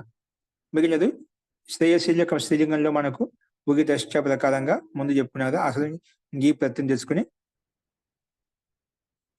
ఈ కలుపుకున్నట్లయితే ఈ ప్రత్యయం ఈ మిగులుతుంది కాబట్టి శ్రేయస్సు ఈ బహు శ్రేయసి అనే రూపం వస్తుంది. శ్రేయ అని ఎలాగో మనకు స్పష్టంగా ఉందన్నమాట. ఇక్కడ మన్ను మాగం చేసుకుని ఉపదాకి దీర్ఘం చేసుకుని ఆ సులోపము నకాల లోపం చేసుకుని బహుశ్రేయ అనే రూపం తయారు చేసుకుంటాం. అస్తు. ఇక్కడ మనకు యస్ని ప్రతి ఎలా వచ్చింది అనేది అది కూడా సంకేతంలో చెప్పబడింది. ద్వివచన విభజ్యోపపదం త్రిభియస్ను ప్రకారం బహుశ్రేయస్ శబ్దం తయారైందన్నమాట. అటువంటి బహుశ్రేయస్ ప్రాతిపదికం చేస్తే మనకు సమాసంతక ప్రత్యయం రాజదు కాబట్టి మిగిలిన ప్రక్రియ ఏదైతే ఉందో ఆ రకంగా మనం రూపసిద్ధి తయారు చేసుకుందాం. నెక్స్ట్ చూడండి. వందితే భ్రాతు. వందితే సప్తమి విభక్తి ఏకవచనం, భ్రాతు ప్రథమ పంచమి విభక్తి ఏకవచనం. అనువృత్తి వచ్చేసి నా కప్పు బహువ్రీహౌ సమాసాంతా తద్దితా జ్ఞాప్రాతిపదికాట్ ప్రత్యయ పరశ్చ ఇవన్నీ అనువృత్తి వస్తున్నాయి. అర్థ వందితే అర్థే యో భ్రాతృశబ్ద వర్తతే. వందితే అర్థంలో ఏదైతే భ్రాతృశబ్దం ఉందో తదంతాత్ బహువ్రీహే. వందితే అర్థంలో ఏదైతే భ్రాతృశబ్దం ఉందో అటువంటి భ్రాతృ శబ్దాంతం అంటే భ్రాతృశబ్ద అంతిమంలో ఉండేటువంటి ప్రాతిపదికం తీసుకోవాలి. వందితే అర్థే యో భ్రాతృశబ్దో వర్తతే తదంతాత్ బహువ్రీహే సమాసాంత క ప్రత్యో. సమాసాంత క ప్రత్యయం నా బతికుడు రాదు. వందితార్థంలో ఏదైతే భ్రాతృ శబ్దం అంతిమంలో ఉందో అటువంటి భ్రాతృ శబ్దాంత బహుళ సమాసం ఏదైతే ఉందో అటువంటి బహుళ సమాసం చేత కూడా సమాసాంత క ప్రత్యయం రాదు. పైంచి శేషాద్ విభాష క ప్రత్యయం ప్రాప్తమవుతుంది ఈ సూత్రం వద్దు, ఈ సందర్భంలో రావద్దు అని చెప్పి నిషేధించినాడ. అందుకే వందిత సమాసంత క ప్రత్యయం నా భవతి, క ప్రత్యయం రాదు. అందుకే వందిత స్తుత పూజిత ఇది ఉచ్యతే. వందిత స్తుత పూజిత అని చెప్పి మనం చెప్పుకున్నాం. వందిత అని చేయ వందితక స్తుతక పూజితక అని చెప్పలే అనమాట. వందిత అంటే స్తుత అంటే పూజిత. దీనికి దానికి పర్యాయ శబ్దాలు ఇచ్చారన్నమాట. వందిత అంటే స్తుతించడం అనమాట, వందన చేయడం. స్తుత అంటే పూజించడం అనమాట. ఇక్కడ ఉదాహరణ ఇచ్చారు ముఖ్యంగా. శోభనో భ్రాత అస్య స సుభ్రాత. శోభనో సుష్టు భ్రాత యస్య స సుభ్రాత. సుష్టు భ్రాత అన్న ఉన్నాడు ఎవరికైతే, ఇక్కడ సుభ్రాత అని చెప్పుకున్నాం. ఇక్కడ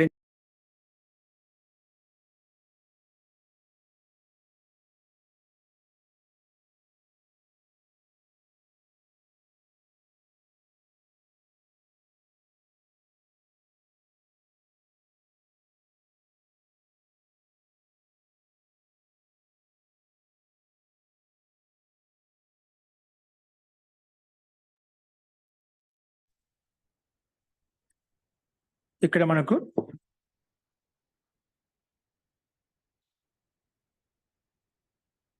వందిత అంటే స్తుత పూజిత అని చెప్పుకున్నాం. అస్తు మొత్తం ఇక్కడ ఏంటి శోభనో భ్రాతాస్య సుభ్రాత అని చెప్పుకున్నాం. ఇక్కడ ఏంటి మనకు భ్రాతృ శబ్దాంతం తదంతా బహు సమాసాంత ఒక ప్రత్యయం రాజు మనకు సుభ్రాత శబ్దం ఉంది. భ్రాతృ శబ్దం అంటే సుభ్రాతృ శబ్దము, సుభ్రాతృ శబ్దము. ఈ భ్రాతృ శబ్దం మనకు బౌద్ధ సమాసంతో యుక్తమైంది కాబట్టి మన ప్రకృతి సూత్రం ప్రకారంగా శేషాద్ విభాష ప్రకారం క ప్రత్యయం ప్రాప్తమవుతుంటే మన ప్రకృతి సూత్రం వచ్చేసి వందితే భ్రాతృ, వందితే అర్థంలో భ్రాతృ శబ్దాంత బౌద్ధ సమాసం ఏదైతే ఉందో అక్కడ క ప్రత్యయం రాదు అని చెప్పింది. అందుకే రాదు చెప్పింది కానీ సూత్రం ప్రకారంగా మనకు మనం క ప్రత్యయం తెచ్చుకోదు. సామాన్యంగా సు తెచ్చుకొని మనకు చేత నేతకి సమాన విధంగా రూపం తయారు చేసుకుంటాము. స్వనామ సంధ్య పేరు పెట్టుకొని భ్రాతృ శబ్దానికి రుదుసున స్ఫురిదంశో అనేహ సాంశ అనే ప్రకారంగా మనకు అనంగా ఆదేశం తెచ్చుకొని అనంకరమను లోపం చేసుకుని తర్వాత ఉపదాకి దీర్ఘం చేసుకొని నకార లోపము సులోపం చేసుకుని భ్రాత అనే రూపం తయారు చేసుకుంటామట. చేత నేత అలా రూపాలు తయారవుతాయి కదా, అలాగే ఇక్కడ మనం తయారు చేసుకుని సుభ్రత అలాగే రూపం సిద్ధిస్తున్నామట. ఇక్కడ నద్యదితశ్చ ఇక్కడ రుకారాంతం కాబట్టి రుకారాంత మానక క ప్రత్యయం ప్రాప్తం అంటే మనకు శేషాది విభాష కాదు. ఇక్కడ నద్యదితశ్చ సూత్రం ప్రకారం రుకారాంతం కాబట్టి రుకారాంతం విశేషంగా చెప్పబడింది అన్నమాట. ఈ సూత్రం ప్రకారం క ప్రత్యయం ప్రాప్తం అవుతుంటే మన ప్రకృతి సూత్రము వందితార్థంలో ఉన్న భ్రాతృ శబ్దాంత చేత క ప్రత్యయం రాదు అని చెప్పి నిషేధించింది అన్నమాట. అందుకే సుభ్రాత జిస్కా ప్రశంసనీయ పూజ్య బాయి హో వహో, ఎవరికైతే ప్రశంసమైన అన్న ఉన్నారో అతనికి సుభ్రాత, అతనికి చాలా సుష్టు ప్రశంసనీయమైన అన్న ఉన్నారు అనే అర్థం లెక్క సుభ్రాత అంటాం. సుష్టు భ్రాత యస్య సహ, మంచి అన్న ఉన్నారు ఎవరికైతే, అది సుభ్రాతకి అని చెప్పుకున్నాం. నెక్స్ట్ చూడండి ఋతశ్చందసి, ఋత పంచమీ విభక్తి ఏకవచనం, ఛందసి సప్తమీ విభక్తి ఏకవచనం. అనువృత్తి వచ్చేసి నా కప్పు బహువ్రీహౌ సమాసాంతాః తద్దితాః జ్ఞాపరాతిపదికాత్ ప్రత్యయః పరశ్చ, ఇవన్నీ అనువృత్తి వస్తున్నాయి. అర్థః రువర్ణాంతాత్ ఋతశ్చందసి అని చెప్పుకున్నామట. ఋత పంచమి ఏకవచనం, ఛందసి సప్తమి విభక్తి ఏకవచనం. అనువృత్తి పదాలు స్పష్టంగా ఉన్నాయి చూడండి. అర్థః రువర్ణాంతాత్ బహువ్రీహే ఛందసి విషయే సమాసాంతః క ప్రత్యయో నాభవతి. ఒకే రువర్ణాంత బహుళ సమాసం ఉన్నట్లయితే ఛందసి విషయంలో మాత్రము సమాసాంత క ప్రత్యయము రాదు. అందుకే హతమాత అస్య, స హతమాత, హత పిత, హత శ్వస, సుహోత అని రూపాయి ఇచ్చేది. ఇక్కడి హతమాత అస్య, హతమాత అస్య, హతమాత అని చెప్పిన, హత పిత, హత శ్వస. ఛందసి విషయంలో రువర్ణ ఇప్పుడు హత స్వశ్రు శబ్దం, హత మాతృ శబ్దం, హత మాతృ శబ్దము, హత పితృ శబ్దం, హత స్వశ్రు శబ్దం, సుహోతృ శబ్దం, ఇవన్నీ రుకారాంత శబ్దాలు అనమాట. బహుళ సమాసంతో యుక్తమై ఉన్నాయి కాబట్టి ఈ రుకారాంత శబ్దాలకు నద్యరిత ప్రకారం పై సూత్రం ప్రకారంగా క ప్రత్యయం ప్రాప్తమవుతుంటే ఛందసి విషయంలో అయితే సమాసాంత క ప్రత్యయం రాదు అని చెప్పి ఈ సూత్రం నిషేధించింది అన్నమాట. అందుకే మనకు హత మాతృ, హత పితృ, హత స్పశ్రు, సుహోతృ శబ్దానికి సు తెచ్చుకొని మనకు చేత నేతకి సమానంగా పైన చెప్పుకున్నాం. అలాగే ఇక్కడ కూడా రూపాలు తయారు చేసుకోవాలి. ఫస్ట్ ముఖ్య నద్యరిత ప్రకారంగా నిషేధించడం ముఖ్య ఉద్దేశం అన్నమాట. నెక్స్ట్ చూడండి నాడీ తంత్రియోః స్వాంగే, నాడీ తంత్రియోః షష్ఠి విభక్తి ద్వివచనం, స్వాంగే సప్తమి విభక్తి ఏకవచనం. సమాసం వచ్చేసి నాడిశ్చ తంత్రశ్చ, నాడీ తంత్రి తయోః నాడీ తంత్రియోః, ఇది ఇక్కడ ఇతరేతరయోగ ద్వంద్వ సమాసం. అనువృత్తి వచ్చేసి నా కప్పు బహువ్రీహౌ సమాసాంతాః తద్దితాః జ్ఞాప్రాతిపదికాత్ ప్రత్యయః పరశ్చ, ఇవన్నీ అనువృత్తి వస్తున్నాయి. అర్థః స్వాంగే యౌ నాడీ తంత్రి ఇత్యేతౌ శబ్దౌ తదంతాత్ బహువ్రీహేః సమాసాంతః క ప్రత్యయో నాభవతి. స్వాంగే యౌ నాడీ తంత్రి, స్వాంగాలతో ఏవైతే నాడీ తంత్రి శబ్దాలు ఉన్నాయో ఇత్యేతౌ శబ్దవు ఏవైతే ఉన్నాయో తదంతాత్ బహువ్రీహి తదంత బహుది సమాసంలో కప్ ప్రత్యయం నా భవతి. అంటే స్వాంగ అంటే తన అంగాలు ఏమి ఉండాలన్నమాట. మన శరీరం యొక్క స్వస్థ అంగాలు, మన శరీరం యొక్క అంగాలు. స్వాంగ అంటే అపన అంగం. స్వాంగంలో వర్తమానంగా ఏది నాడి తంత్రి, నాడీ శబ్దం తంత్రి, నాడీ తంత్రి ఈ శబ్దాలు అంతిమంలో ఉన్నాయి. నాడీ తంత్రి ఇత్యేతౌ శబ్దౌ తదంతాత్ బహుదే అంటే నాడీ శబ్దం కానీ తంత్రి శబ్దం కానీ అంతిమంలో ఉన్నట్లయితే అటు తదంత బహుది సమాసం చేత సమాసాంత కప్ ప్రత్యయం రాదు. అంటే ఇక్కడ ప్రాప్తం అవుతుంది. ఇక్కడ మనకు ఎందుకు దుకారంతాలు కదా. ఇప్పుడు ఏంటి నద్యది తశ్చ నద్యంతాత్ రుకారాంతాత్. నద్య అంటే నది సంజ్ఞక అని చెప్పుకున్నాం. ఏదో చెప్పి ఈ పాఠం ముందు చెప్పిన పాఠం, ఇప్పుడు చెప్పిన పాఠంలో ప్రారంభంలో చెప్పినాం. నది సంజ్ఞక సంజ్ఞ ఉంది ఇక్కడ. నాడీ తంత్రి దీనికి ఇకారాంతాలు. అంటే దీనికి యూ స్త్రీయాఖ్యం నది ప్రక నది సంజ్ఞ ఉంది కాబట్టి అందుకే ఇక్కడ సమాసాంత కప్రత్యం ప్రాప్తం అవుతుంటే నద్యది తశ్చ ప్రకారంగా ఈ సూత్రం నిషేధించింది. అందుకే మనకు ఇక్కడ కప్రత్యం రాలేదు. రానప్పుడు రూపాలు ఎలా ఉంటాయి? బహ్వ్యో నాడ్యో యస్య స బహు నాడి కాయః బహ్వ్యః తంత్రియో యస్యాం గ్రీవాయాం స బహుతంత్రీ గ్రీవా బహవో నాడ్యః యస్య స బహు నాడి కాయ. ఎవరి శరీరంలో అయితే చాలా నాడులు ఉన్నాయి అటువంటి శరీరాన్ని, కాయ అంటే శరీరం, ఇక్కడ బహు నాడీ కాయ అంటాం. అలాగే బహ్వ్యః తంత్రియః యస్యాం గ్రీవాం, ఎవరి మెడలో అయితే, గ్రీవ అంటే మెడ, ఎవరి మెడలో అయితే చాలా తంత్రాలు అంటే చిన్న చిన్న నాడులు ఉంటాయి అన్నమాట. బహ్వ్య తంత్రియో యస్యాం గ్రీవాయాం బహుతంత్రీ గ్రీవా, చాలా తంత్రంలో ఉన్నటువంటి చిన్న చిన్న పోగుల్లాగా ఉంటాయన్నమాట. అటువంటి మెడను బహుతంత్రీ గ్రీవా అని చెప్పుకుంటామట. ఇక్కడ మనకు నిర్దేశ ప్రకారంగా మనకు కప్రత్యయం పదార్థం నిషేధించింది. అందుకే మనకేమొచ్చింది? బహు నాడి దీర్ఘీకరం కదా, బహు తంత్రి. ఇక్కడ మాత్రము శ్రీయాం పుంవద్ భాస్త పుంస్కారణం ప్రకారంగా బహ్వీ నాడి, బహ్వీ జస్ నాడి జస్ అట్లా ఉండేది అన్నమాట. దానికి పుంవద్ భావం అయిపోయింది బహు నాడి. అలాగే బహుతంత్రి, బహ్వీకి బహు శబ్దం వచ్చేసింది. శ్రియా పుంవద్ భాస్త పుంస్కారణం ప్రకారంగా బహ్వీ బహుగా మారిపోయింది. అందుకే బహుతంత్రి బహు నాడి ఇలా వచ్చాయి. బహుతంత్రి బహు నాడి.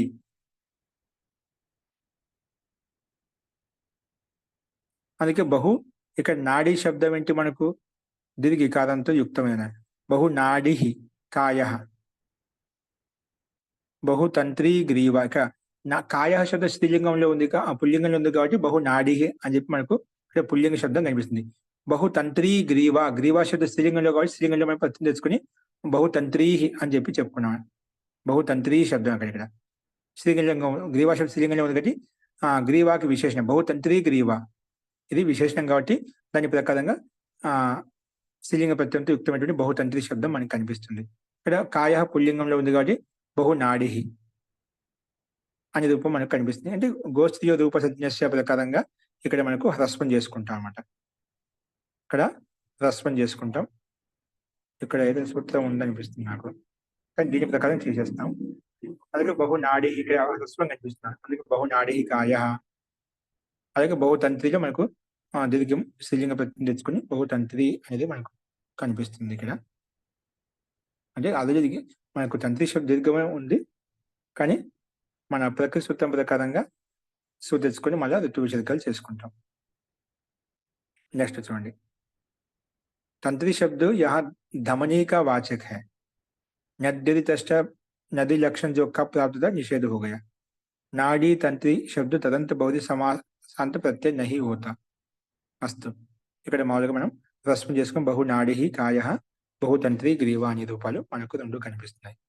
ఇక్కడ కింద ఇచ్చారు చూడండి, బహువీ జస్ నాడీ జస్ పూర్వవర్తి ఇక్కడ శ్రీయా పుంవద్భావం చేశాము, బహు నాడి అయిపోయింది. బౌత్సి నాడియ ఉన్న ఏ శతంలో అయితే బహుతంత్రి చాలా, ఇక్కడ తంత్రి దమనులు అన్నమాట. ఎవరి మెడలు అయితే దమనులు చాలా ఉన్నాయో, ఎవరి మెడలు అయితే బహుత్సి దమనీయా హై జిస్ గ్రీవా మే, అటువంటి మెడను బహుతంత్రి గ్రీవా అని చెప్పి చెప్పుకుంటామట. అస్తు నెక్స్ట్ చూడండి అంతిమ సూత్రము, నిష్ప్రవానిశ్చ నిష్ప్రవాణి ప్రథమ విభక్తి ఏకవచనం చ అవ్యపదం. అనువృత్తి వచ్చేసి న, కప్పు, బహువ్రీహౌ, సమాసాంతాః, తద్దితాః, జ్ఞాపరాతిపదికాత్, ప్రత్యయః పరశ్చ ఇవన్నీ అనువృత్తి వస్తున్నాయి. అర్థః నిష్ప్రవాణి నిష్ప్రవాణిర్ ఇది నిపాత్యతే. సూత్రంలో అంతంలో మన నిష్ప్రవాణి శబ్దం అవుతుంది. నిష్ప్రవాణి రీతి నిపాత్యతే. నిష్ప్రవాణిశ్చ కదా మనకు సూత్రం. నిష్ప్రవాణి శబ్దం అయితే ఉందో అది నిపాతం చేయబడుతుందట. అందుకే నిష్ప్రవాణి వాణి ఇది దానికి సంధి వలన ఇక్కడ నిష్ప్రవాణి రీతి అని చెప్పబడింది. నిష్ప్రవాణి రీతి నిపాత్యతే.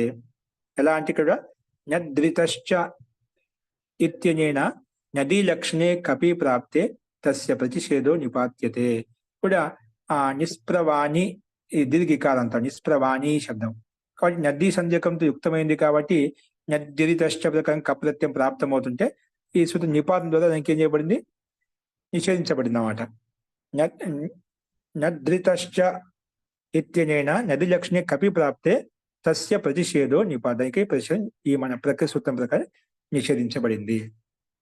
అందుకే ఉదాహరణ ప్రోయతే అస్యామితి ప్రవాణి. చదువు ప్రోయతే అస్యామితి ప్రవాణి.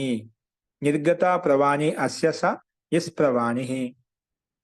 ప్రోయతే అస్యామితి ప్రవాణి. निर्गता प्रवाणी अस्य स निष्प्रवाणी. प्रवाणी जुलाहे की शलाका, जुलाहे की शलाका जिससे कपड़ा बुना जाता है कहते हैं. प्रवाणी शब्द అంటే మనకు వస్త్రాలు నేర్చేటువంటి వాళ్ళు ఉంటారు కదా, ప్రవాణి జులాహే కా శలాకా. వాళ్ళ దగ్గర స్టిక్ లాగా ఒక కథ ఉంటుందండి, శలాకా లాగా ఉంటుంది అన్నమాట. అది ఒక స్టిక్ లాగా ఉంటుంది. అది వస్త్రం తయారు తిప్పడంలో వాటిని అల్లడంలో సహాయపడుతుందన్నమాట. అందుకే ప్రవాణి జులాహేకి శలాక జిస్సే కపడా బున చేస్తే దాని ద్వారా శలాక ద్వారా ఆ వస్త్రాలు నేస్తూ ఉంటది అన్నమాట. దాన్ని ఇక్కడ ప్రవాణి అని శబ్దం చెప్పుకుంటాం. జిస్ కపడే సే ప్రవాణి హఠా దీ గయి హే. ఏ వస్త్రం చేత ప్రవాణి శబ్దం అంటే ఆ స్టిక్ అని చెప్పాం కదా, శలాక హఠా దీ గయి ఏ వస్త్రంలో తీయబడిందో, అర్థాత్ అంటే జో కపడా బునా జా చుకా హై అంటే ఆ కపడా తయారు అవుతున్నంత వరకు ఆ ప్రవాణి అనేది మధ్యలో ఉంటుంది, కథ అనేది అట్లే ఉంటుంది అన్నమాట. ఎప్పుడు వస్త్రం పూర్తి తయారైపోతుందో అప్పుడు ఆ కథను బయట తీస్తామట. అందుకే ప్రవాణి హఠా దీ గయి హే అంటే కపడేసే ఎప్పుడైతే వస్త్రం సంపూర్ణంగా పూర్తిగా తయారైపోతుందో అప్పుడు ఆ మధ్యలో ఉండే శలాకను తీసివేస్తామట. ఉసే నిష్ప్రవాణి అని చెప్పి చెప్పుకుంటా. అటువంటి పదాన్ని నిష్ప్రవాణి పట. అటువంటి పటము, అటువంటి వస్త్రము, ఏ వస్త్రం అయితే మధ్యలో శలాక అయితే తయారు చేసేటప్పుడు ఏదైతే మన మధ్యలో ఉంచామో అది తీయబడింది, దాన్ని నిష్ప్రవాణి అని చెప్పుకుంటాం. నిష్ప్రవాణి పట అంటే కొత్త వస్త్రము. నిష్ప్రవాణి పట అంటే బాగా ఇప్పుడే తయారు చేసినటువంటి వస్త్రము. ఇప్పుడే నిష్ప్రవాణి, ప్రవాణి తీసేసి ఇప్పుడే తాజాగా తయారు చేసామని, ఇప్పుడే తయారు చేసినటువంటి అని ఎక్కువగా అమ్మేవాళ్ళు అంటుంటారు. ఇప్పుడే ఇది తయారు చేసి మిషన్ అల్లుకొని వచ్చేసాం ఇప్పుడే అని చెప్పి, తీసుకొని వస్తున్నాం అని చెప్పి అంటుంటాం అన్నమాట. అంటే చేతితో నేర్చామని చెప్పి చెప్తుంటారు అన్నమాట. అందుకే నిష్ప్రవాణి పట అని చెప్పి చెప్పుకుంటాం. ఇక్కడ గోస్త్రీయ రూపసర్జన్య ప్రకారంగా ప్రవాణి శబ్దం కదా, ఇక్కడ హస్పం చేసుకుని మనకు నిష్ప్రవాణి అనే రూపం సిద్ధిస్తుంది అనమాట. ఓకే, ఈ రకంగా మనం అర్థం. ప్రవాణి రోయతే అస్యామితి అంటే అల్లబడుతుంది ఎక్కడైతే దాన్ని ప్రవాణి శబ్దం. నిర్గత ప్రవాణి అటువంటి ప్రవాణి తీయబడింది. నిర్గత ప్రవాణి అస్య స నిష్ప్రవాణి అని చెప్పి చెప్పుకున్నాం. నిష్ప్రవాణి శబ్దం ఈ రకంగా మనకు సిద్ధిస్తుంది అనమాట. కాబట్టి నిష్ప్రవాణి శబ్దం అనేది మనకు నిపాతం ద్వారా చేయబడింది. ఇక్కడ నది లక్షణ సంజకంతో కప్రత్యం ప్రాప్తమవుతుంటే దాన్ని నిషేధించి మన ప్రకృతి సూత్రం ప్రకారంగా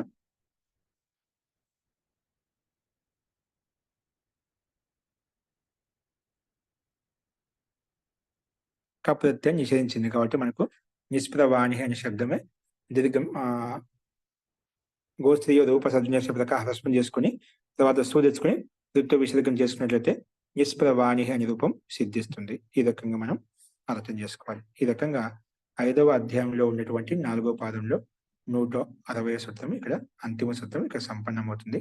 ఈ రకంగా ఇది శ్రీమత్ పదవాక్య ప్రమాణజ్య. ఎవరు ఈ సూత్రం ఈ అష్టాధ్యాయ రాసింది అన్నమాట. ముందు అన్ని కూడా కాశిక మహాభాష అలా ఉండి చదువుకునేవాడు. ఈయన ఎవరు పదవాక్య ప్రమాణజ్య అంట. అంటే పదవాక్యంలో మంచి నిష్ణాతుడు అన్నమాట. ఇది శ్రీమద్ పదవాక్య ప్రమాణజ్య పండిత బ్రహ్మదత్త జిజ్ఞాసు విరచితే. ఆ బ్రహ్మదత్త జిజ్ఞాసు అంటే రచించినటువంటి, విశేషంగా రచించినటువంటి అష్టాధ్యాయి భాష. ఈ అష్టాధ్యాయ భాష్యంగా మనకి అష్టాధ్యాయ భాష్య ప్రథమ వృత్తిలో పంచమోధ్యాయ సమాప్త. ఈ రకంగా పంచమాధ్యాయం ఇక్కడ సంపన్నమవుతుంది, సమాప్తమవుతుంది అని చెప్పి ఇక్కడ మనకి ఈ రకంగా చెప్పబడింది అన్నమాట అక్కడ. కాబట్టి పదవాక్య ప్రమాణజ్ఞుడైనటువంటి పండిత్ బ్రహ్మదత్త జిజ్ఞాసు గారి ద్వారా రచించబడినటువంటి ఈ అష్టాధ్యాయ భాషంలో అంటే ప్రథమ వృత్తిలో 5వ అధ్యాయం సంపన్నమైంది. ఇక్కడ సంపూర్ణంగా 160 శాతంతో సంపన్నమైంది. ఈ రకంగా రెండవ భాగంలో మనకు 4వ అధ్యాయం, 5వ అధ్యాయం రెండు అధ్యాయాలు ఉన్నాయి. అక్కడ 2వ భాగం కూడా ఇక్కడ మనకు సంపన్నమవుతుంది. ఇప్పుడు తర్వాత 3వ భాగం మనం తీసుకుంటాము. అందులో 6వ అధ్యాయం, 7వ అధ్యాయం, 8వ అధ్యాయం 3 అధ్యాయాలు ఉంటాయి. అవి మనం రేపటి నుంచి ప్రస్తావించుకుందాము. అస్తు. ఇక్కడ కింద ప్రవాణి శబ్దానికి ఒక టిప్పణి ఇచ్చారు. ప్రవాణి ఉస్ కంगी को कहते हैं जिसे सूत के बीच में लगाकर, అంటే అది వస్త్రాలకు బీచ్ అంటే దారాలకు మధ్యలో, సూత్ అంటే దారాలకు మధ్యలో लगाकर कपड़ा बुना जाता है. మధ్యలో పెట్టి వస్త్రం తయారు చేస్తాము. కపడా బూనే జానే పర్ ఉసే అలగ్ కర్ దియా. మన కపడా ఆ వస్త్రం తయారు చేసిన తర్వాత దాన్ని వేరు చేస్తామన్నమాట. దాన్ని నిష్ప్రవాణి అని చెప్పి చెప్పుకుంటాము. నిష్ప్రవాణి అంటే ప్రవాణి అంటే వస్త్రం తయారు చేయడానికి కావాల్సిన స్టిక్ శలాక అవుతుంది, దాన్ని ప్రవాణి శబ్దాన్ని తీసుకోవాలి. ఆ ప్రవాణి శబ్దం ఏ వస్త్రం తీయబడిందో అటువంటి వస్త్రం నిష్ప్రవాణి పటహ అని చెప్పి చెప్పుకున్నాం. అస్తు. ఈ రకంగా మనకు ఈ 5వ అధ్యాయం పరిసంపన్నమవుతుంది. అస్తు. వీటిలో ఏమైనా సందేహాలు ఉంటే మనం రేపు చర్చించుకుందాం. ఓకే, ఏమైనా సందేహాలు లేకపోతేనా మనం రేపే 6వ అధ్యాయం ప్రారంభించుకుందాం. 3వ పుస్తకం 3వ భాగం మీ దగ్గర ఉంచుకున్నాం కూడా. ఒకవేళ అవసరమైతే మన గ్రూప్ లో షేర్ చేస్తారు. అది మీరు ఒకసారి చూసుకోండి, గమనించండి. అస్తు. ఇంకేమైనా సందేహాలు తర్వాత చూద్దామండి. శాంతి పాఠ.